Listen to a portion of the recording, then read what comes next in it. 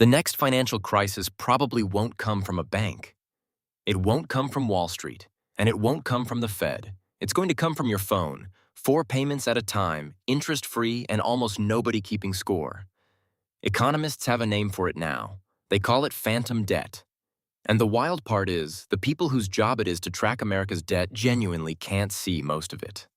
So here's what we're actually going to do in this video. We're going to figure out what buy now, pay later really is underneath the marketing. We're going to look at why a senior bank economist felt the need to invent a new term just to describe it.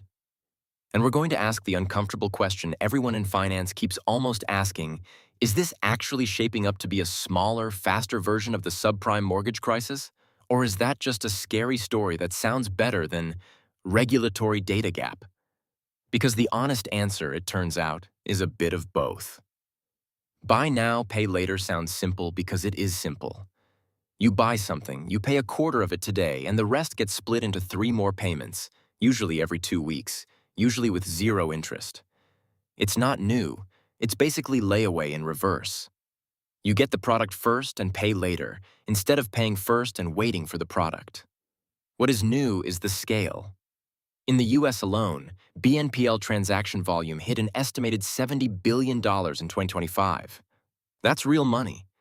But by itself, it's only about 1% of what Americans put on credit cards every year. So on paper, this looks like a rounding error, not a crisis, which is exactly why almost nobody outside finance Twitter is talking about it. It doesn't look big enough to matter. And for years, the surface story was actually kind of reassuring. BNPL positioned itself as the responsible alternative to credit cards. No interest, no compounding, no 18% APR quietly eating your paycheck. It was marketed as a budgeting tool, not a debt trap. Split your grocery run, split your flight, split your new couch, and never touch a revolving balance. And the usage data backs up how normal this has become. This isn't a niche product for people who can't get a credit card anymore. Recent survey data shows around 6 in 10 Gen Z adults have used BNPL, but so have close to 6 in 10 people earning 6 figures a year. Renters use it noticeably more than homeowners. It shows up at checkout for furniture, for flights, for skincare, and increasingly, for groceries. It's not the exception anymore. It's checkout infrastructure. Here's the thing that made it spread so fast, though. It isn't just convenient for you. It's extremely profitable for merchants, because shoppers who see a pay in 4 option tend to spend meaningfully more per order than shoppers who don't. Retailers pay BNPL providers a cut for exactly that reason. Everybody in the transaction, the retailer, the platform, you, in the moment, feels like they're winning. But that whole responsible alternative pitch rests on one assumption nobody really stress-tested, that the debt actually behaves the way a normal trackable loan does. And it doesn't. Here's where it gets uncomfortable. In May of 2024, a senior economist at Wells Fargo named Tim Quinlan gave this problem a name that stuck: phantom debt. Because unlike a credit card or an auto loan, most BNPL pay-in-4 loans historically were never reported to the credit bureaus at all. Not Equifax, not Experian, not TransUnion. If you took out 5 BNPL loans across 5 different apps this month, there was, until very recently, no single place on earth where a lender could see all 5 at once. That matters because of something regulators call loan stacking. Taking out multiple BNPL loans at the same time, often across different providers. And it's not a fringe behavior. CFPB research on 6 major BNPL firms found that roughly 2 out of every 3 BNPL users were carrying more than 1 loan simultaneously. The same CFPB data showed something else. Nearly 2/3 of BNPL borrowers in that sample already had subprime or deep subprime credit profiles, and those weaker credit applicants were still approved about 78% of the time. So picture the actual mechanism. A borrower who looks totally fine on a credit report, no red flags, no revolving balance, might be quietly juggling 3, 4, 5 short-term loans that simply don't show up anywhere. A mortgage lender approving them for a home loan has no way to see that debt. Neither does the next BNPL provider they apply to. Everyone's making decisions off an incomplete picture, at the exact same time that this kind of borrowing has been climbing every year since 2020. And here's the number that should worry you more than any default rate. Self-reported late payments among BNPL users have climbed for 3 straight years. 30% in 2025, 41% in 2025, and 47% as of 2026. Almost half of users say they've paid late at least once in the past year. Meanwhile, the official delinquency rate BNPL companies report publicly stays under 2%. Those two numbers aren't contradicting each other. They're measuring completely different things. One counts money actually written off, the other counts every borrower who's ever slipped. But if you only ever hear the 2% number, you'd think this whole thing was fine. Now, if debt that's been sliced up, sold as low risk, and largely invisible to the system pricing it sounds familiar, it should. It's the same basic architecture that preceded the 2008 subprime mortgage crisis. Nigel Morris, the co-founder of Capital One, has said exactly that in public interviews.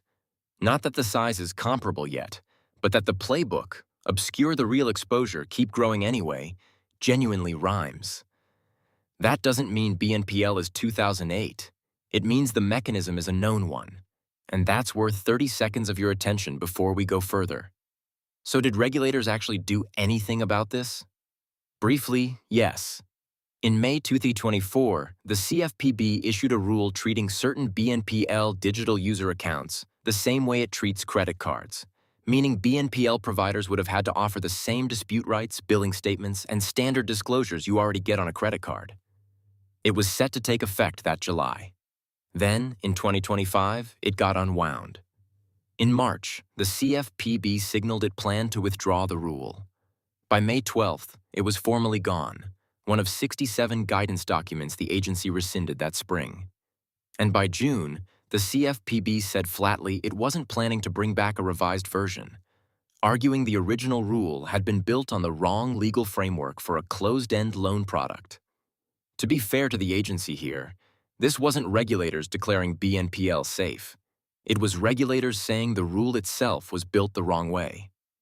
That's a narrower claim than it sounds, but it left the underlying gap exactly where it was. At the same time, something is quietly changing on the credit bureau side. FICO announced in 2025 that it's building BNPL activity into a new scoring model, and Affirm started voluntarily sending pay-in-4 loan data to Experian. Some states aren't waiting on Washington either. New York passed its own BNPL licensing law to fill the gap directly. So, the invisibility problem isn't permanent.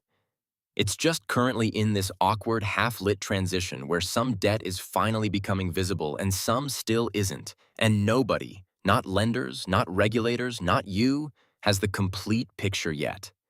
And that transition period is exactly when things go wrong quietly. Because the moment BNPL debt starts hitting your credit score for the first time, millions of people who assumed it was invisible and consequence-free are going to find out otherwise all at once.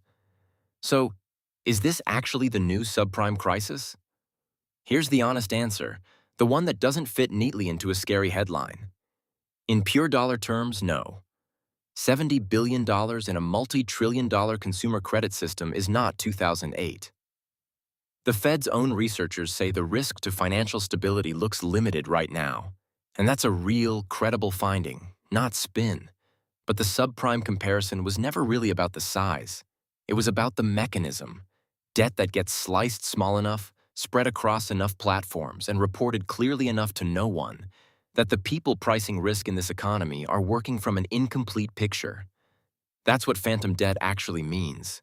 Not that buy now, pay later is secretly enormous. It's that a real and growing slice of American borrowing has been functionally invisible to the system that's supposed to catch trouble early, and the bill for that blind spot doesn't come due until it's already too late to see it coming. That's exactly why you haven't heard much about this. Debt reporting gap in a niche fintech category doesn't trend. New subprime crisis does, even when the truth sits somewhere less dramatic in between. If you want more of these actual mechanism breakdowns instead of the panic headline version, subscribe and let me know in the comments if you want the follow-up. What happens to your credit score the day BNPL finally starts reporting to the bureaus?